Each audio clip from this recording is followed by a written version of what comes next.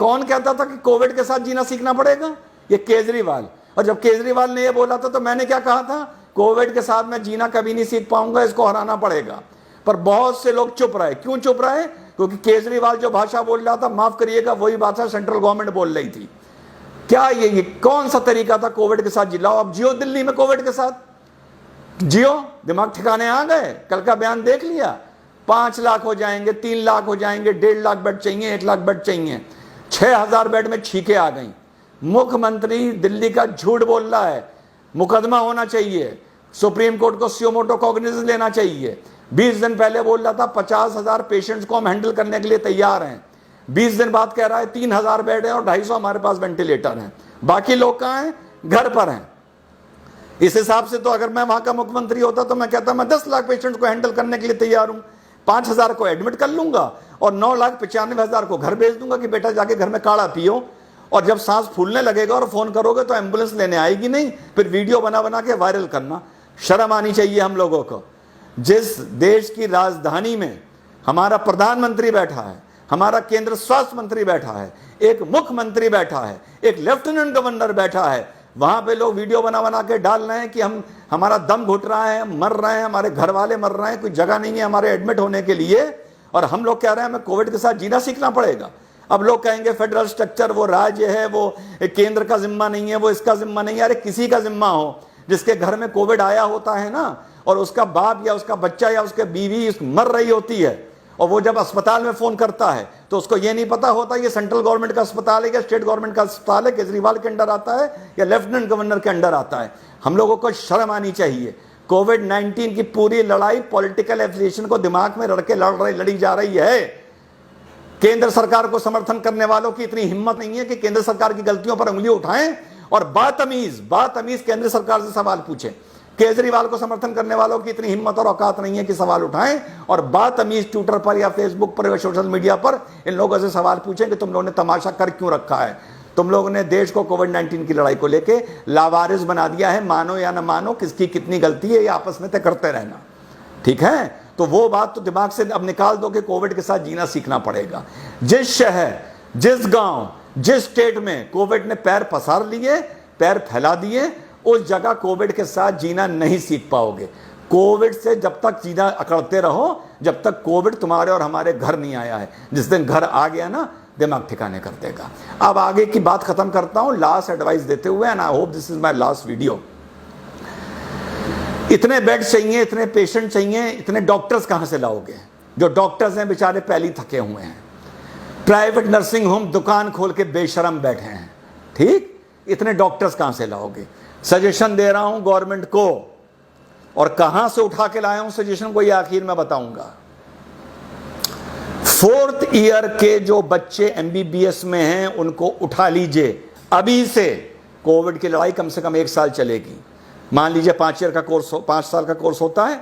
4th year जो pass out कर गए हैं वो लगभग डॉक्टर बन गए हैं। 1 साल का स्पेशलाइजेशन कोर्स उनका बचा हुआ है, ठीक? बेसिक चीजें उनको सब आती हैं। कोविड की लड़ाई में हमको स्पेशलाइज चीजें लेनी चाहिए। बीपी लेना, इंजेक्शन लगाना, दवाई देना, वेंटिलेटर लगाना, पल्स देखना, टेम्परेचर देखना, वगैरह वगैरह वगैरह। इससे ज़्यादा ज़रूरत नहीं होती। जो लोग होम आइसोलेशन में, घर में अगर एम्बुलेंस जा रही है उनको चेकअप के लिए जाना, विजिट करना, लैब्स में ड्यूटी लगाना। इन लोगों को, बच्चों को, 4th ईयर के बच्चों को उठाइए, कोविड की लड़ाई में इनको इन्वॉल्व करिए। बीच की पढ़ाई इनकी 4th ईयर के बाद ब्रेक करिए। अभी जो सेशन शुरू हो रहा है, एक झटके में हिंदुस्तान में हजारों डॉक्टर खड़े हो जाएंगे। अलग अलग इनकी ड्यूटी लगाइए। साल भर के बाद, आफ्टर 1 ईयर मीन्स जून 2021 में ये अपने कोर्सेज को कंप्लीट करने के लिए उससे फिर से ज्वाइन करेंगे। और जो ये 2021 में पास आउट होते हैं, अब ये 2022 में पास आउट होंगे। इस दौरान आप इनको जो भी नाम देना चाहें वो दीजिए, जो अच्छा रिस्पेक्टेबल स्टाइपेंड देना चाहें वो दीजिए। जब ये 2021 में अपने जूनियर बैच को ज्वाइन करेंगे और 2022 में पास आउट होके निकलेंगे, 2021 में पास आउट होना चाहिए था अगर 2020 से लास्ट ईयर शुरू होता, समझिएगा मेरी बात। पास आउट होके निकलेंगे, लेकिन इनको डीम्ड पास आउट इन 2021 ही माना जाएगा। Deemed is a legal term, it is a constitutional term.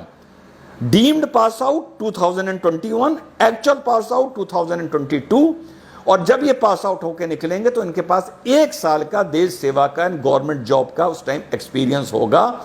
So they will have an experience of 1 year.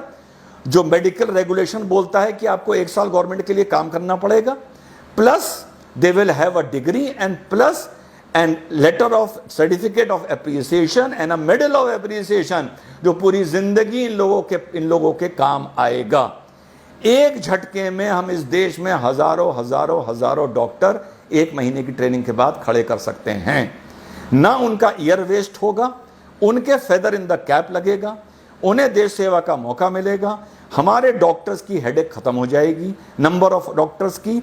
वो हमारे मेन डॉक्टर्स को मौके पे सब्स्टिट्यूट कर सकते हैं, ताकि हमारे जो मेन डॉक्टर्स हैं वो टायर आउट ना कर जाएं, वो फटीक आउट ना कर जाएं. ये आइडिया मेरे दिमाग में कहां से आया?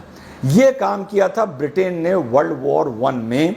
4th ईयर MBBS के बच्चों को उठा के 1 महीने की ट्रेनिंग दे के अलग अलग शहरों में उन लोगों को डिप्यूट कर दिया गया था. और पास आउट होने के बाद जो भी कॉमनवेल्थ था, उनकी कॉलोनीज थी, और 1 साल का उन्होंने शायद इनसे वर्क मांगा था. उसके बाद वापस लोगों को कोर्स में इनरोल कर लिया गया था और डॉक्टर की डिग्री दे दी गई थी. ये बात मुझे कैसे पता? मेरे दादाजी ब्रिस्टल मेडिकल कॉलेज इंग्लैंड से MBBS कर रहे थे. माय रियल दादा, उनको भी 4th ईयर के बाद इसी तरह उठाया गया था. मिडिल ईस्ट में उनकी पोस्टिंग करी गई थी, इंडिया में भी उनकी पोस्टिंग की गई थी. 1 साल के बाद वो फिर से उन्होंने इंडिया ही से अपना कोर्स कंप्लीट किया था.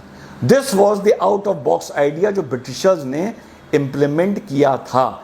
आज से गवर्नमेंट को ये सोचना चाहिए कि व्हाट केजरीवाल इज सेइंग, अगर ये ऐसी हकीकत वाकई हमारी राजधानी में हो गई या और 3-4 राजधानियों में या देश में और हो गई, जैसी इस टाइम महाराष्ट्र, दिल्ली, गुजरात, तमिलनाडु में है, तो बेड खरीद लोगे, बेड इंपोर्ट कर लोगे, दवाई इंपोर्ट कर लोगे, मास्क इंपोर्ट कर लोगे, कुछ इंपोर्ट कर लोगे. मेडिकल प्रोफेशनल्स कहां से लाओगे? आज से गवर्नमेंट को ये इंप्लीमेंट करना चाहिए, ताकि जून एंड या जुलाई आते आते हमारे पास मेडिकल ग्रेजुएट्स की एक फोर्स हो और वो इस लड़ाई में शामिल हों. This was my idea. तो चाइना के बारे में मैं बोल चुका हूं. Let us become a responsible nationalist people. अपनी राष्ट्रवाद को जरा ठहराव दो, थोड़ी गहराई दो. उकसाने की, चिल्लाने की जरूरत नहीं है. और दूसरा, मेडिकल ग्रेजुएट्स गवर्नमेंट कहां से उठा सकती है, ये मैंने एक आइडिया दिया है.